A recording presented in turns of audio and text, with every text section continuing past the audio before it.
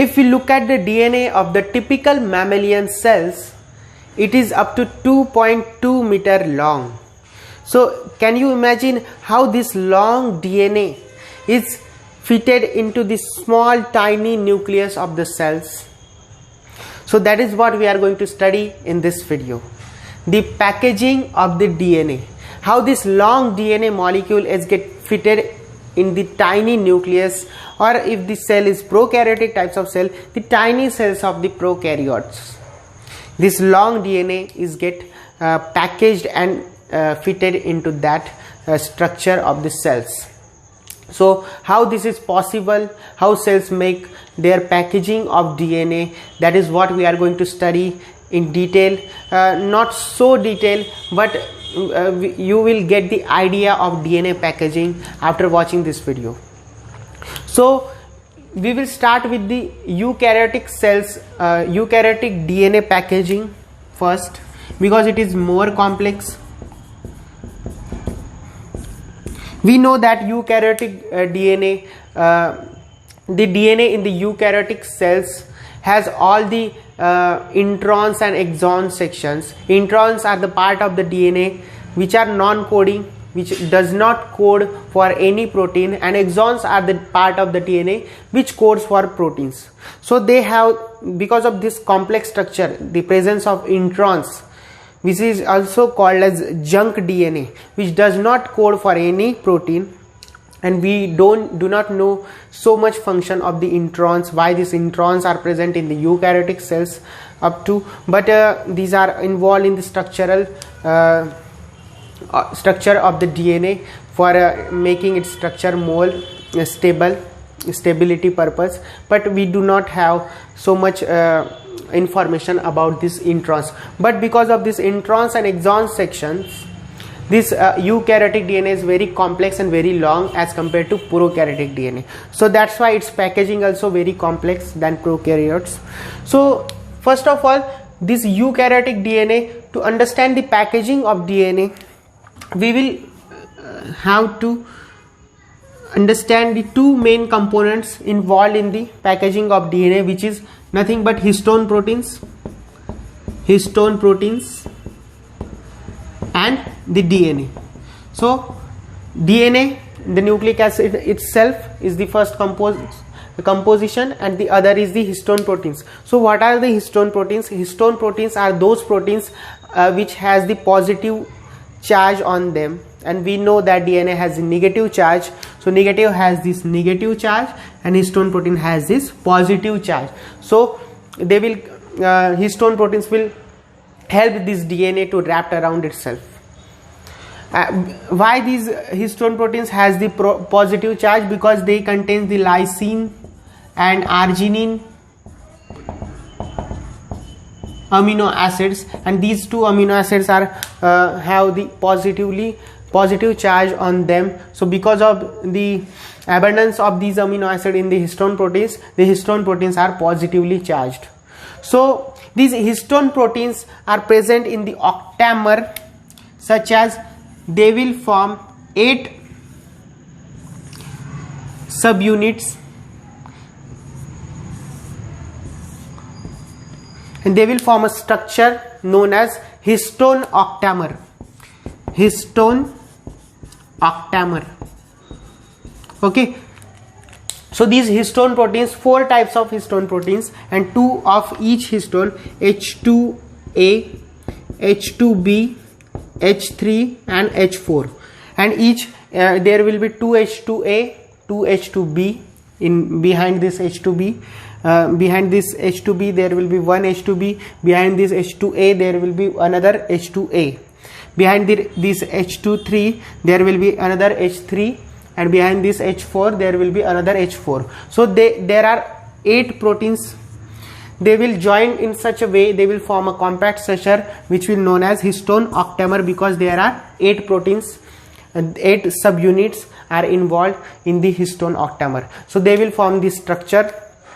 There is also one protein is present, and the DNA will be wrapped around itself of the histone octamer in such a way that, like this, So our DNA molecule will get wrapped around itself in this way, and through this one more protein which is known as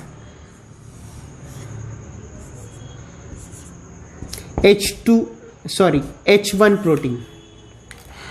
So because of the positive charge on the histone proteins, this DNA will be wrapped around this histone octamer, and it will help to form a compact structure of the chromosomes or chromatin, we can say, right? And this whole structure is known as nucleosome.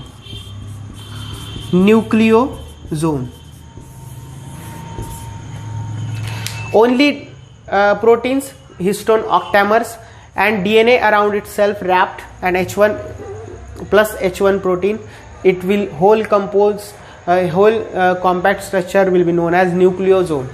And there will be such up to 6 nucleosomes like this: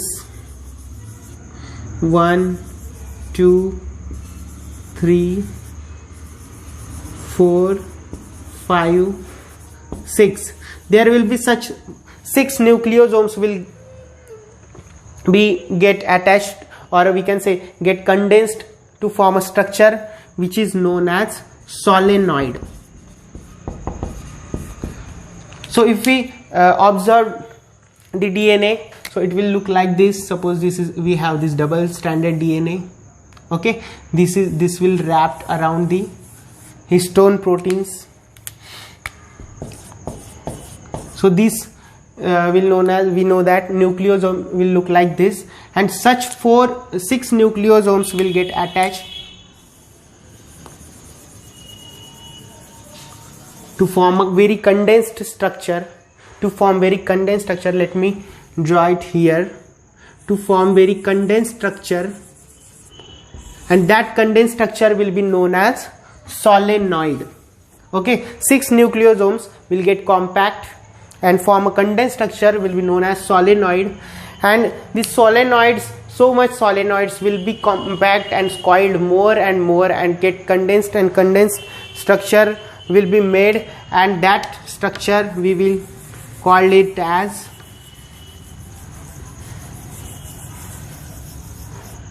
chromatin. Okay, chromatin fiber. So chromatin fiber is the more denser than solenoid. So much solenoids will get attached and coiled around itself and form a condensed structure will be known as chromatin fiber. And ultimately this chromatin fiber will be consist of these all histone proteins, and it will look like something beads on the strings. So beads on the strings, the small knots on the string. If you tie the knots on the string, how it will look the same. This solenoid or chromatin, we can say chromatin fiber is look like beads on the string like structure. And this chromatin fibers will be condensed more, supercoiled more to form the ultimate, the dense form of the dense form is known as chromosome. Okay,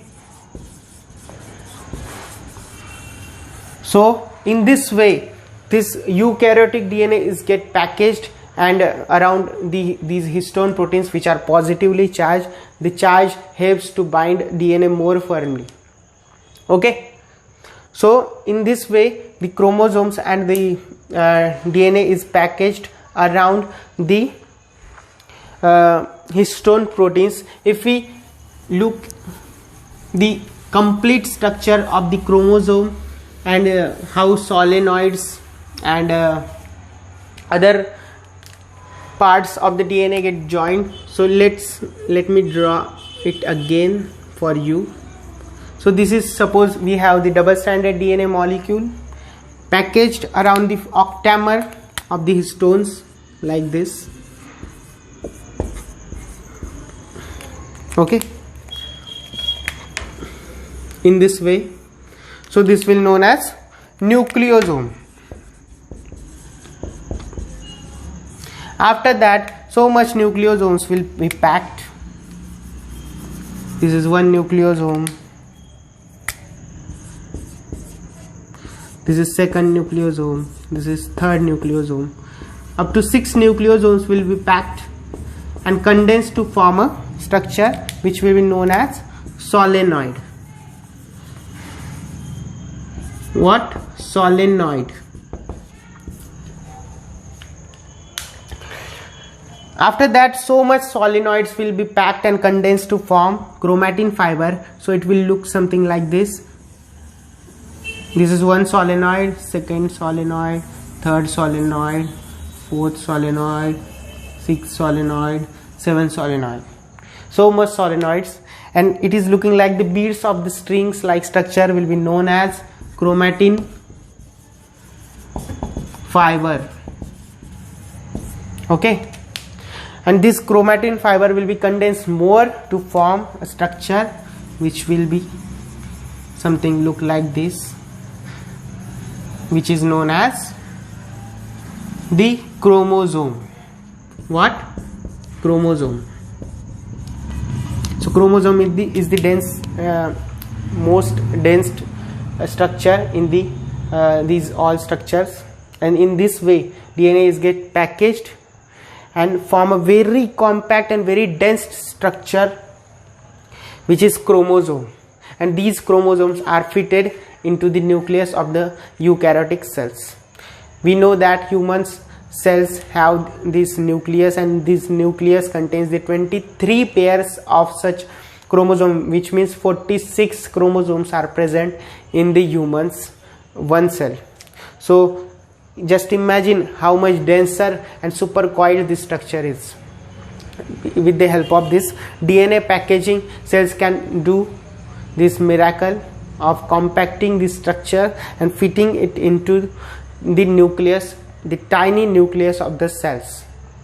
In case of prokaryotic cells, this is very simple, not very compact like this, but a very simple structure. We know that prokaryotic cell is prokaryotic DNA is also very smaller and simpler than eukaryotic types of cells, right? Prokaryotic DNA is very simple because they do not have introns. They all have only exons, which are coding part of the DNA, which codes for particular types of proteins, and they only contains this coding part. So that's why they have the exons only. So we know that they have the circular DNA. Prokaryotic cells have the circular DNA. This circular DNA will be looped. They will form a loop around some histone-like proteins. Okay, histone-like proteins, and this loop will be more condensed to form more compact and more smaller structure. Okay, more and more smaller structure, and it will get more and more super coiled, and this coiling will be with the help of histone like proteins, not histone proteins but histone like proteins.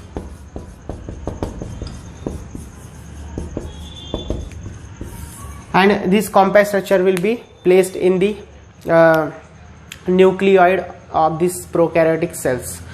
So nucleoid is the region, is the part where this chromosome will be placed in the prokaryotic cells. And very simple DNA, and the packaging of DNA is very simple in case of prokaryotes, but the eukaryotes have the more complex DNA, as well as they have the more complex packaging of the DNA. I hope I have covered all the information related to this topic.